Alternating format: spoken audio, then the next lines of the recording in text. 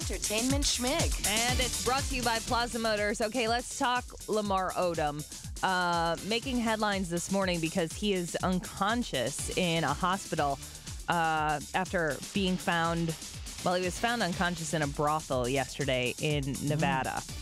The Love Ranch South. Apparently, he's been there for a while. We all know that the downward spiral has been going on for quite some time. One of the women went into his room yesterday afternoon, found him unconscious.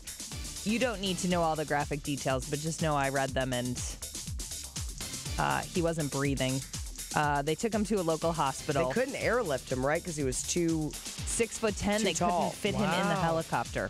Yeah, so they had to drive 60 miles in an ambulance to get him to the hospital. They say he was using an herbal Viagra substitute, but I have a feeling, and I don't like to speculate, this is all alleged, but I would think that something else would be contributing to this. Yeah, he's had some substance abuse issues for a while now. And of course, all the Kardashians at his bedside, including his ex-wife, Khloe. Okay, let's move on to some other fluffy stuff, like Lea Michele talking about how her butt's a showstopper. Is that really That's a headline. That's a legit headline. Brag much? Hey, can you imagine saying that in conversation? Even if you are like workout queen, my butt's a showstopper. Nope. Nah, there's not much there. I got the Landrum butt, and even it's if not there good. was something there, would you tell people your butt's a showstopper? No, of course I wouldn't. Now my eyes. No, that's not great either. Esquire's sexiest woman alive, Emilia Clarke from Game of Thrones. The mother of dragons, but I don't see it.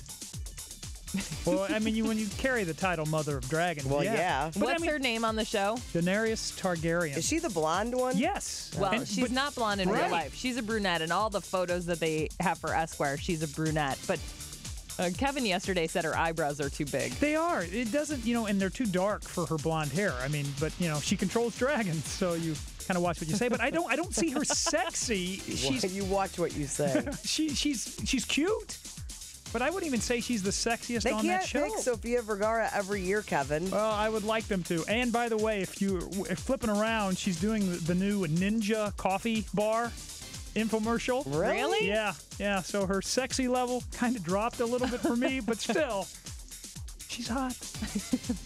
On TV tonight, Empire is back on Fox and Nashville. By the way, Hayden Panettiere checked into treatment for postpartum depression. Man, she had that baby a while ago, didn't she? How awful is that? Sometimes people battle the baby blues for a long time, and it's nice that she can check in somewhere, but reading that, I was just thinking about how many women battle postpartum depression and don't have the luxury of being able to check in somewhere for treatment. Or know that, other people are going through it. Thankfully, Hayden talked about it already, that it's been a struggle for her. And Sarah Silverman just wrote an essay for Glamour magazine talking about her battle with depression. She said it started when she was 13. She still deals with it. She goes to therapists, and she said she takes a small dose of an antidepressant. It keeps her healthy, but it still lets her feel the highs and the lows, which you kind of have to feel as a comedian. You can't just be even all the time. Otherwise, I think your comedy... She said, though, if you're battling depression, you can get through it. And I liked her quote. She said, "Just know that on the other side, the little joys in life will be that much sweeter. The tough times, the days when you're just a ball on the floor, they'll pass. You're playing the long game, and life is totally worth it." That's sweet. Jimmy Kimmel last night, Sarah Silverman's ex, was talking about someone who used to have a St. Louis connection. They were, interviewing another baseball player? They were talking about the hotness factor.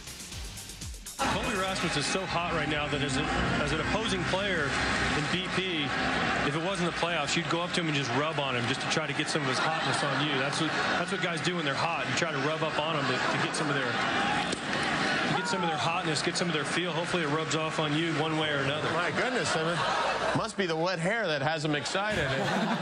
Did you hear the player they were talking about? Yeah, Colby Rasmus. Colby Rasmus. Wow. I mean, some of our fans, somebody recorded a song about how hot he was back in the day. Colby is high like the fire, high like fire. I love number 28. Colby's fire burning in the outfield. Whoa,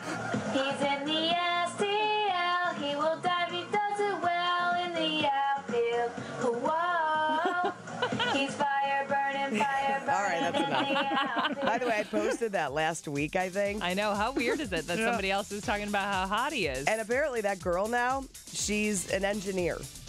Someone said, I think she's doing pretty well for herself. Yeah, right. Well, yeah, but she still wrote this song, and I wanted to post it. That's what happens. It seems cute, and she's still, I think she still loves Colby Rasmus. She does. All right. It looks like Donald Trump is coming back to NBC, hosting Saturday Night Live on November 7th. It's interesting. It'll be interesting. Isn't there a rule, though? It could mean that the other candidates could demand equal time and say, hey, we can host too. Right? Isn't there a deal like that? Let's do it, Bernie Sanders. Come on. Feel the burn. That's Entertainment Schmig. More at 8:40 and online at y98.com.